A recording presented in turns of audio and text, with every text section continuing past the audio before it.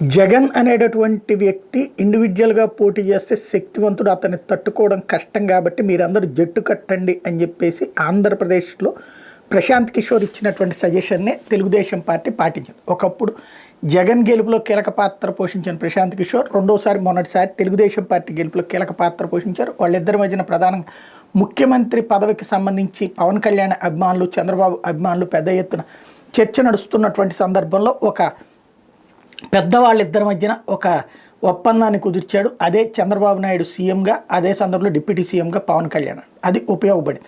అయితే ఆల్రెడీ వాళ్ళు ముందే అనుకున్నారు, ప్రశాంత్ కిషోర్ చేసింది ఏమీ లేదని వాదించే వాళ్ళు ఉన్నారు.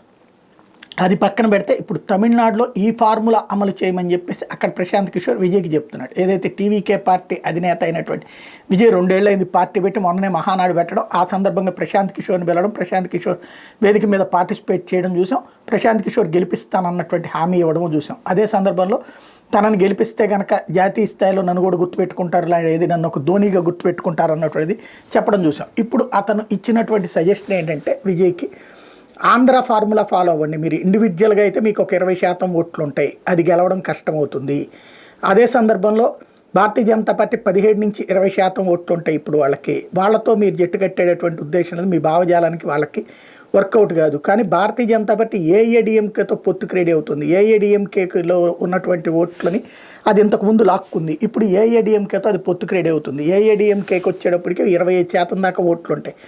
వాళ్ళకు మీకు ఒక 20% ఓట్లు ఉంటాయి. 25-20 కలిపితే 45% అవుతుంది.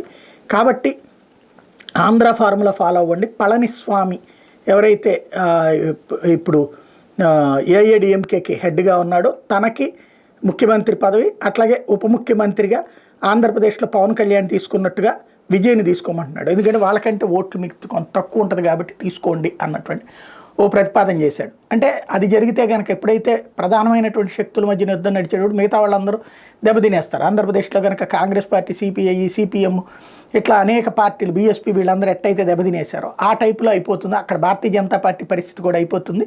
అదే సందర్భంలో డిఎంకే వర్సెస్ ఈ కూటమి మధ్యన, డిఎంకే కూటమి అంటే డిఎంకే కాంగ్రెస్తో కలిసి జట్టు ఉంటుంది కాబట్టి ఈ కూటమి బెటర్ అన్నటువంటి ప్రతిపాదన తీసుకొచ్చాడు. ఏం జరుగుతుందో చూడాలి.